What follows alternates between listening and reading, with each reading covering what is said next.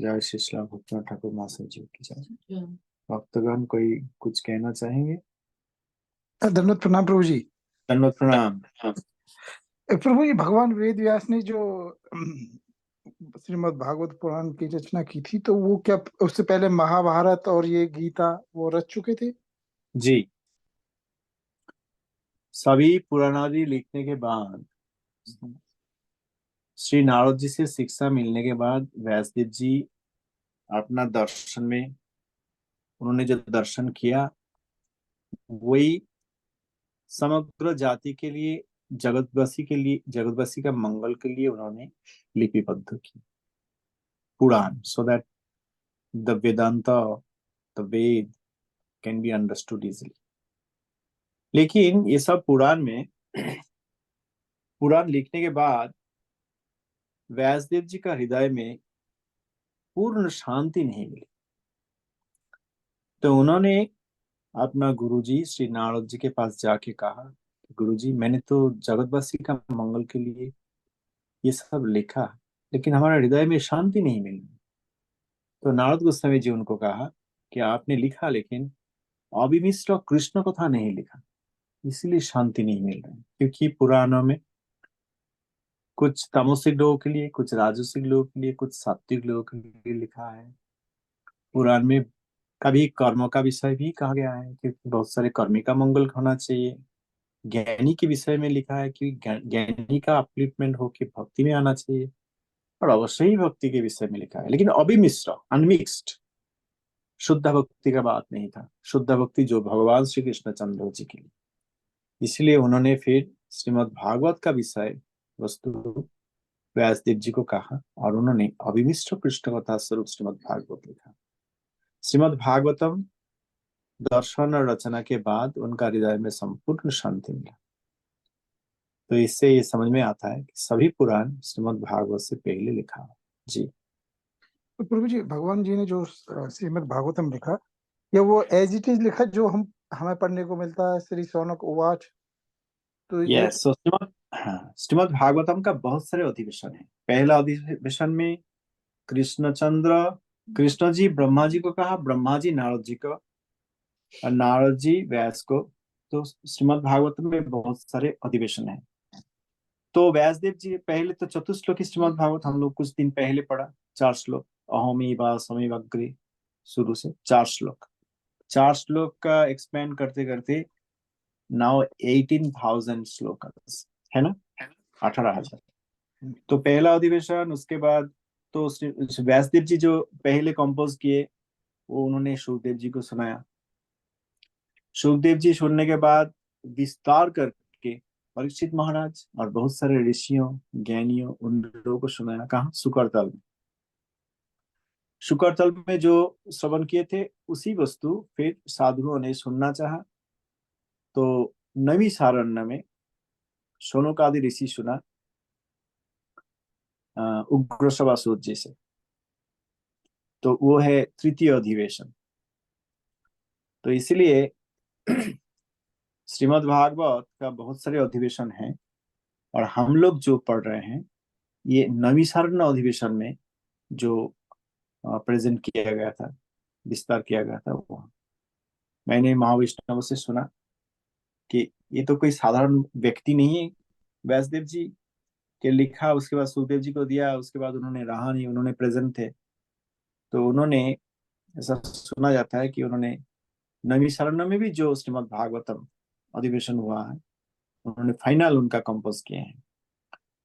तो इसीलिए हम लोग के पास जो भाषण अभी है वो नैमिषारण्य में विस्तार होने के बाद, तो 4 श्लोक से 18,000 श्लोक, 18,000 श्लोक तक श्रीमद् भागवतम का जो विस्तार है वो अभी का भाषण श्री नैमिषारण्य का भाषण। नैमिषारण्य का भाषण विशेष भाषण है। साधुओं ने गया कि अभी कलियुग है, हम लोग क्या करें, भगवान का कथा सुनना चाहते हैं। तो ब्रह्मा जी उनको कहा कि मैं एक चक्र देता हूँ, ये चक्र जहां जाएगा प्रथित हो जाएगा, वहां पे कली आपका कोई असुविधा नहीं करेंगे, कठिनाई नहीं आएगी कली का। आप वहां निश्चिंत रूप में बैठ के श्रीमद् भागवतम अधिवेशन कर सकते हैं। नैमिषारण्य, नैमिषारण्य में अभी भी चक्र तीर्थ है, जो चक्र प्रथित हुआ था वहां पे एक कुंड है। देखा जाता है ये कुंड का पानी घूम रहा है, चक्र नीचे चक्र अगर घूमेंगे तो ऊपर का पानी भी थोड़ा घूमेंगे, घूम रहा है तो नैमिषारण्य में। और इसी by the way on another context, Prabhupada Srila Saraswati Goswami Thakur जब नैमिषारण्य गए थे, इसी कुंड का पानी कोई लेवल उठकर प्रभुपाद जी का चरण छू के फिर अपना लेवल में वापस गए थे।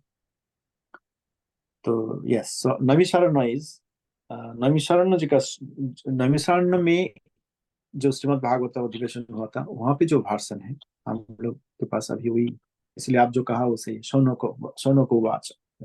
सो शौनक आदि ऋषि, षष्ठी सहस्त्र ऋषि, they were listening in Shri Naimisharanya तृतीय अधिवेशन। जी थैंक यू प्रभु जी।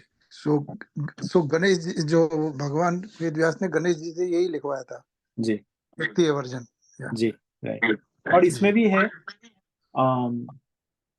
महादेव जी कह रहे थे श्रीमद् भागवतम का विषय पार्वती देवी को,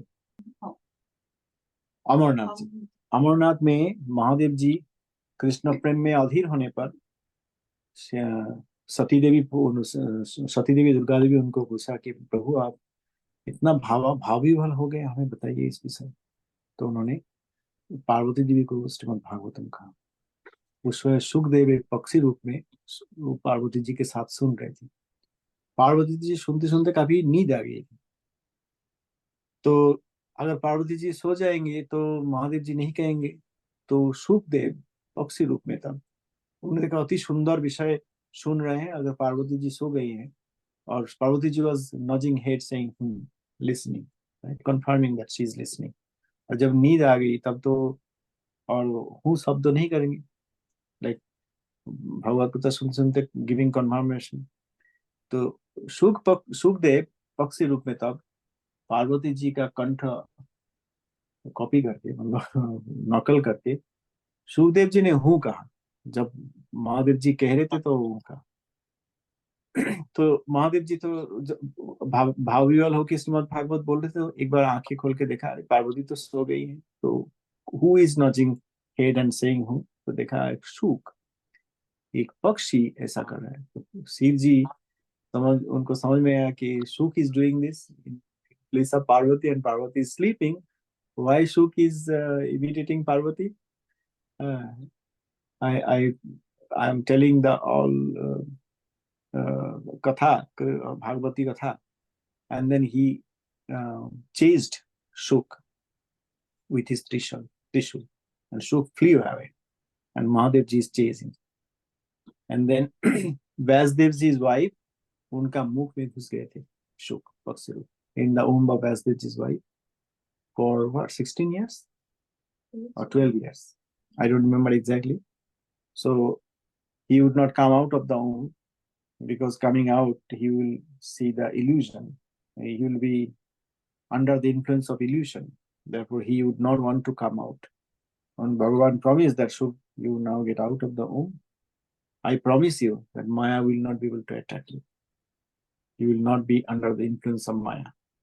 Then Shudeva Snipad, getting the promise from Bhagavan, he came out of the womb.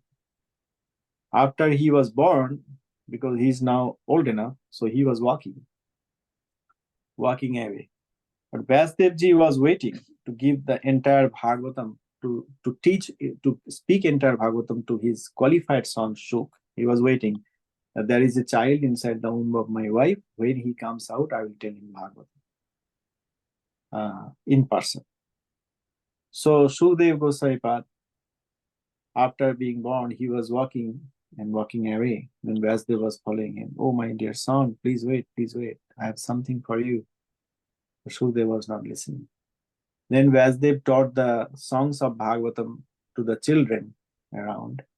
And when they sang near in front of Shukdev got attracted to the Bhagavati Katha. And then he asked the children, where did you listen about this Bhagavati Katha? Then the children showed Vyasdev. Then Shukdev searched and came to Vyasdev and asked him about Bhagavati, not as a father. So this way Srimad Bhagavatam has many adhivations, and the final अधिवेशन, the edition that we have is from जी। जय प्रभु जी।